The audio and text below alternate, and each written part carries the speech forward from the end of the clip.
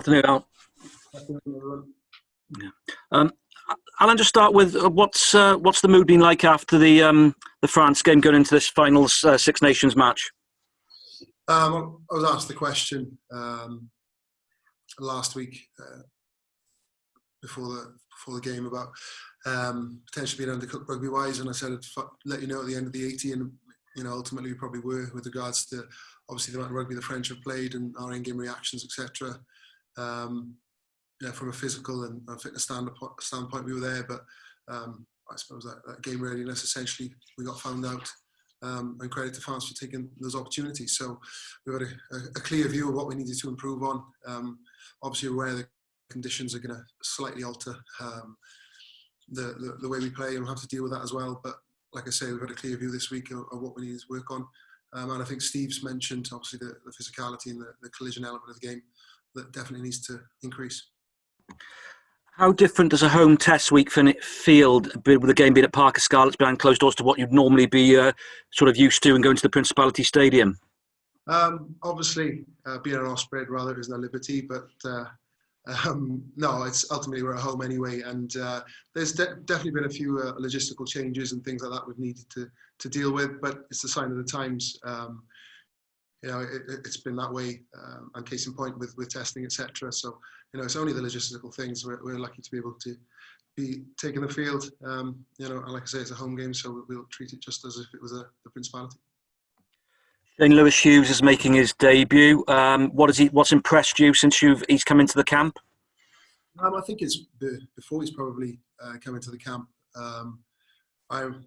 We played against them, the Blues, early on in the season. I think it was one of the stand-up performers for the Blues in some of the games they've had already, and rightly so. He's obviously caught the attention and got the opportunity. Wayne said people are going to get the opportunity in this autumn campaign, if you like, and he's another guy that gets the honour to get his cap number. Alan, we've spoken a lot to you about records. This week, though, is it a little bit special? You're going to be the most capped international player in history. When you look at the people who've played the game of rugby over the years, what do you feel about that? For me, I think you're only as good as your next one, not your last one. I'm fortunate to have another opportunity.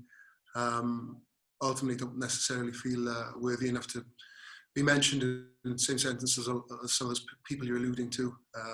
I'm just conscious who I do it for, what I do it for, and where I'm from, and I'll treat Saturday just in the same vein. What do you do it for, Alan? I think I think there's probably a more in-depth and a better platforms for me to share that, but I think ultimately I've been able to pull on the Red of Wales a few times. I think if I asked anyone off the street, what would you give to do it once? I think that would be the answer that I try and give to you. So it's a difficult one for me to answer, but I think you can pick that semi-answer apart if you like. Is it fair to say that, Al, you'll celebrate this after the game? Very much so. We've got an earlier kick-off. Again, the logistics to deal with before the game. We've got a job of work to do, and we need a performance.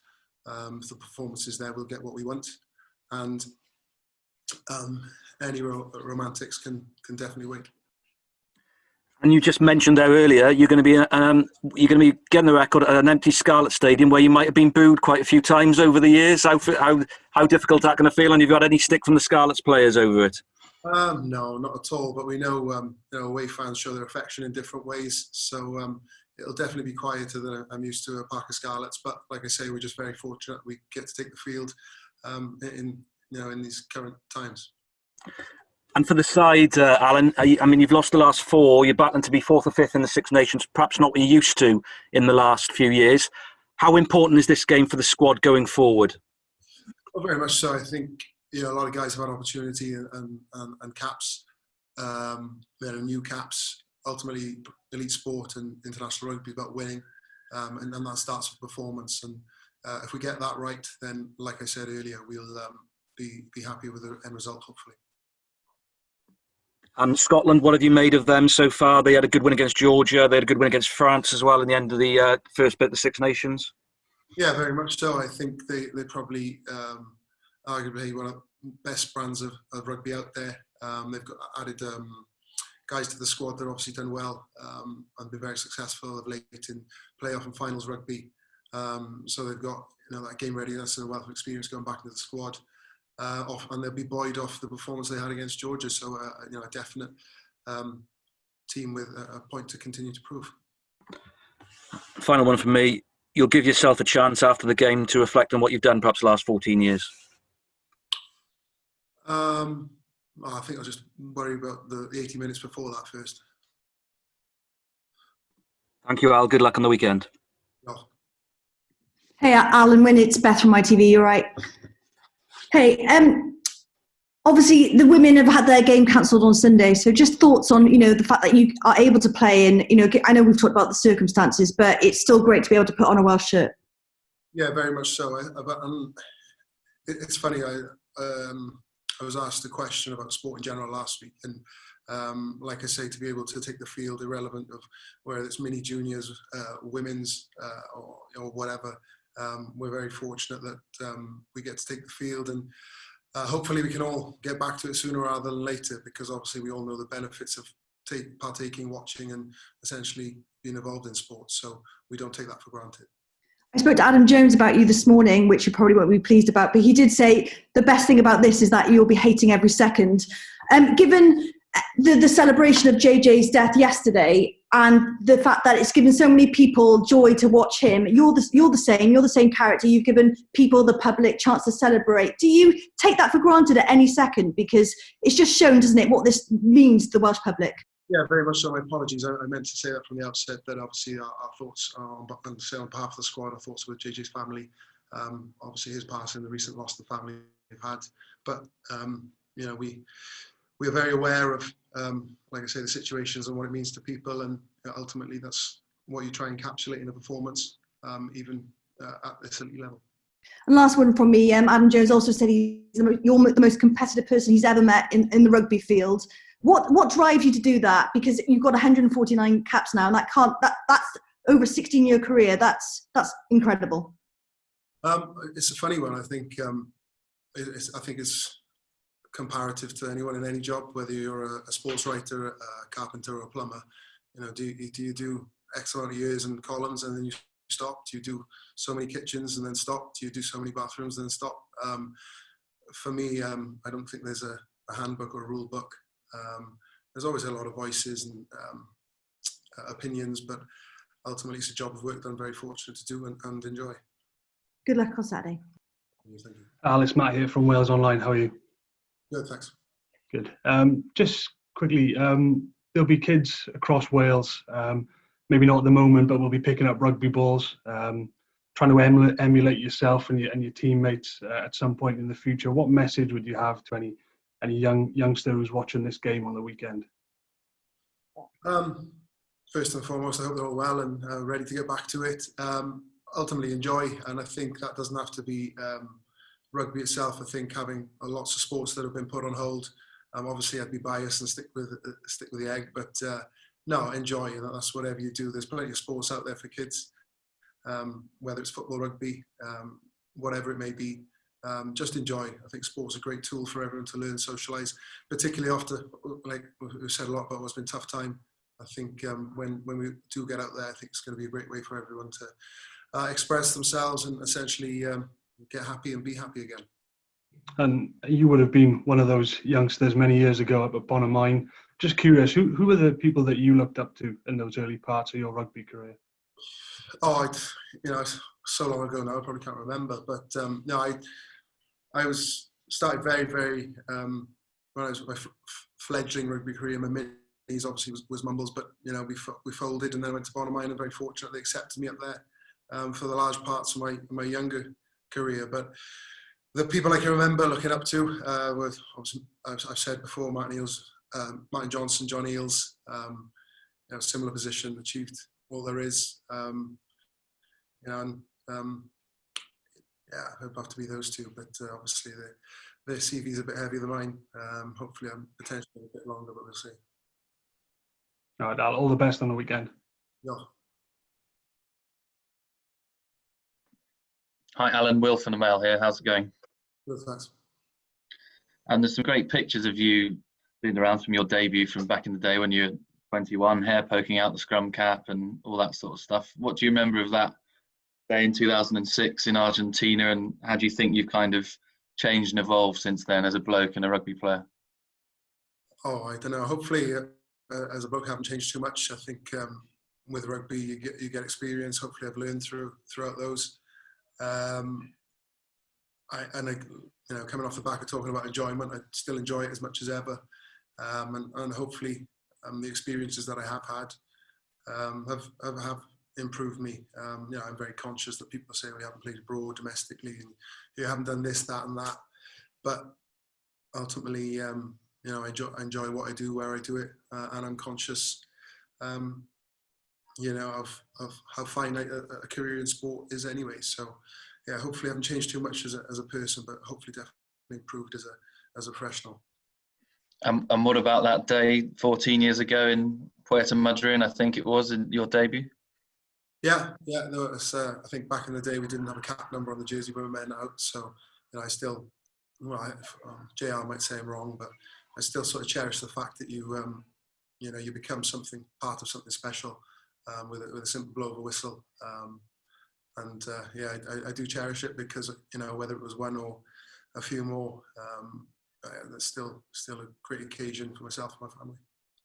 And just with the long journey you've had, how important has your family been in the last sort of 15, 20, 35 years in getting to all these great heights that you've achieved? Yeah, well, that's the funny thing. I think as you move up the ladder and you go into elite sport, the support and the actual material support you have is and has been second to none, particularly with the facilities, the infrastructure we have at the WIU. But I think credit to parents and the family that have been the backstop really when there's injury or potentially decisions to be made on where, what, and how you play, who you play for. And I've been very fortunate. My mum, my sister, and my dad when he was around, and moving on to obviously my wife and the girls that definitely keep me grounded in these last few years as they seem to be maturing faster than ever. So I can't really say enough about the family because when I do finish, they're still going to be there, and the game will move on, and I'm all too aware of that. Cheers. Thanks very much. Alan, hi, it's Katie from BBC Sports. International rugby is obviously very physically demanding. How is it that you've been able to put your body through it more than anybody else, and how challenging has that been?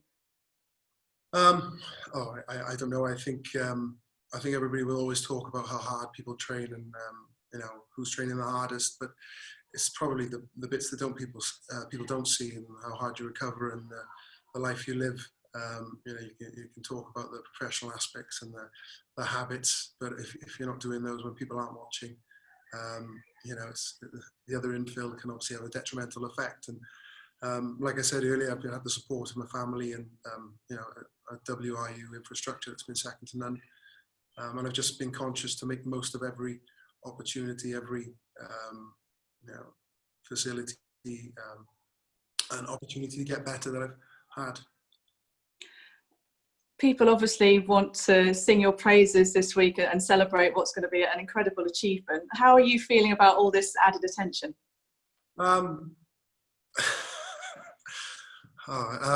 Slightly uncomfortable. I think there's a few guys in the Zoom room that'll know me from a while that know I don't particularly like it. It does feel a bit like a sideshow, if I'm honest, because I just want to get out there and play and get a performance that we need, like I said earlier. I'm hugely flattered, but it's like I say, ultimately words, and the game will move on next week with the next one, and that'll be that focus. So we've got the Saturday to deal with first, and then we'll see where the emotions are at after it. Good luck. Thanks. Alun Wyn Pivot said yesterday you might be one of those players who can just tear up the birth certificate, carry on regardless. What do you make of that? I don't know about that. I think, like I said earlier, I wouldn't be that arrogant or ignorant to think that I've got a divine right to be anywhere for extended period of time. But I'm conscious that I'll earn the position and earn the place, and if that allows me to maintain and be a part of the sport, then fine. But I wouldn't be that arrogant or ignorant to say that's permissible. Hi, Alex from Westgate here. You've touched on the importance of your family, and we know how much they mean to you. Will they be able to come to the game at all, or because of the current climate, is that not possible?